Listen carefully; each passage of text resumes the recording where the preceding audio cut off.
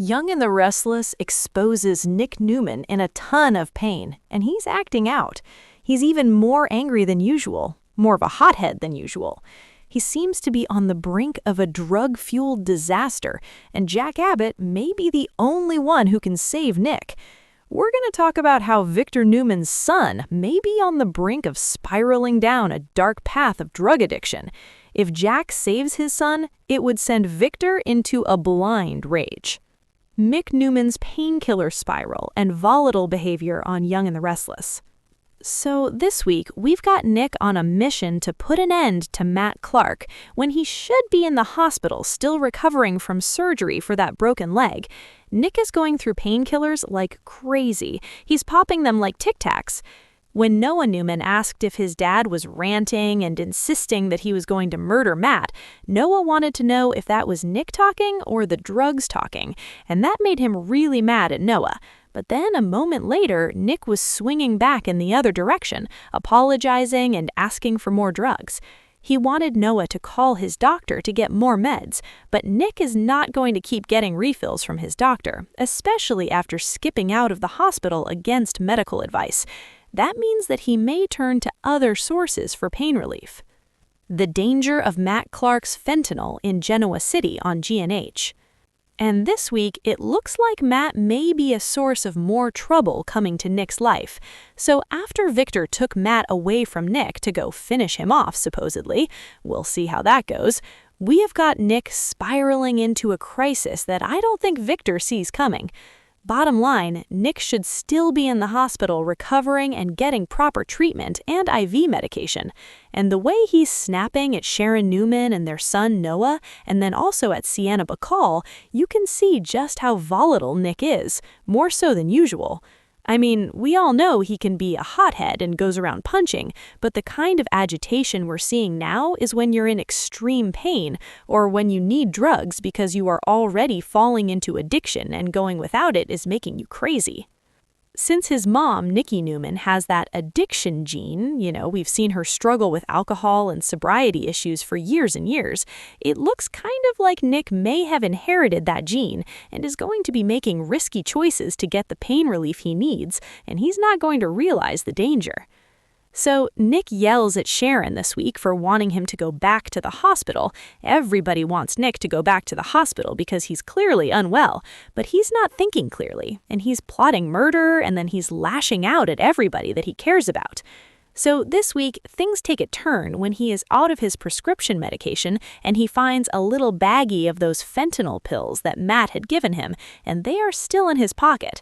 And since Nick broke his leg, I've been saying that I suspect he would wind up hooked on pain meds, and with that bag of fentanyl in his hand, it looks really bad.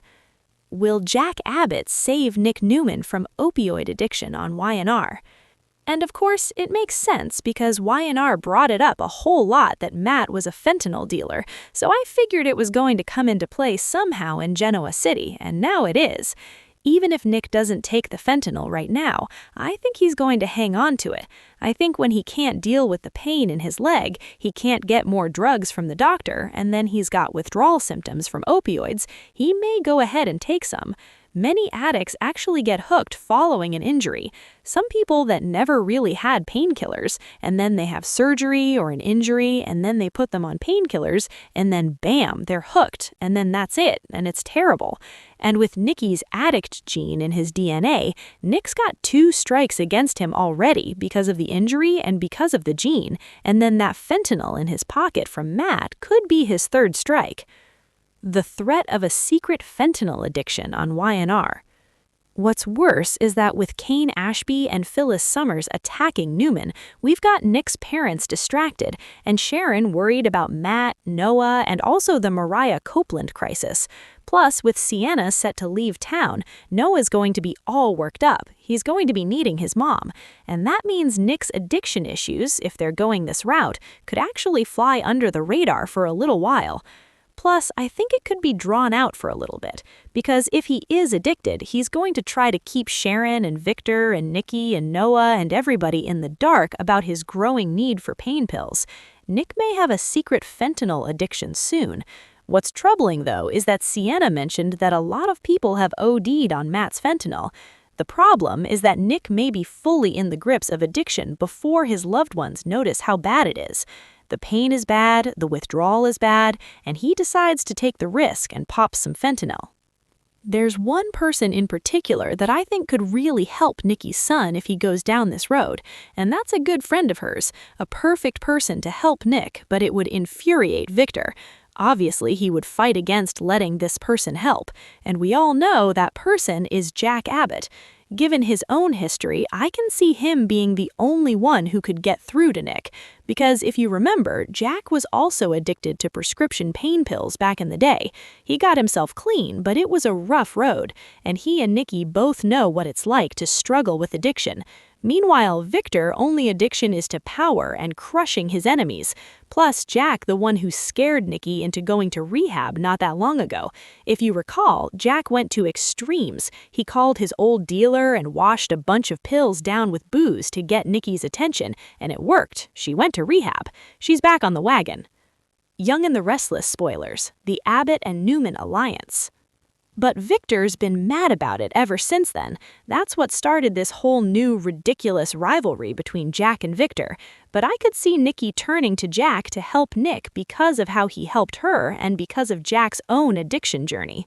This could be almost a redo of when he saved Mickey, and just like Victor tried to blame Jack and said he almost killed Nikki, while everybody else in the family says no, he saved her, I bet Victor would turn it around on him. Even if Jack pulled Nick out of a dangerous addiction spiral, we know he would still try and blame Jack. Young and the Restless, Victor blasts Jack. Also this week, Victor walks into his living room and he sees Nikki in Jack's arms, and of course he's going to lose it. Victor puts Jack on notice. I'm sure it's about keep your hands off my wife, yada yada, and we know from 2026 spoilers that the Abbotts and Newmans are going to have to work together.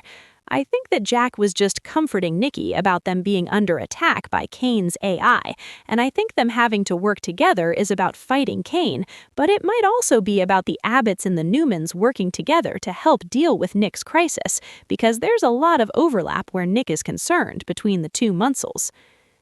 Summer Newman married into the Abbott family. Nick's grandson, Harrison Locke, is part of the Abbott family. There's a lot of overlap, and I fully expect that if Nick is heading into an opioid addiction and Nikki realizes that her son is struggling, I absolutely think that she would turn to Jack and ask him to help. And if Nick does spiral into addiction and Jack's the one to pull Nick out of it, instead of being grateful, I would fully expect for Victor to lose his mind all over again and hate Jack even more, because that's what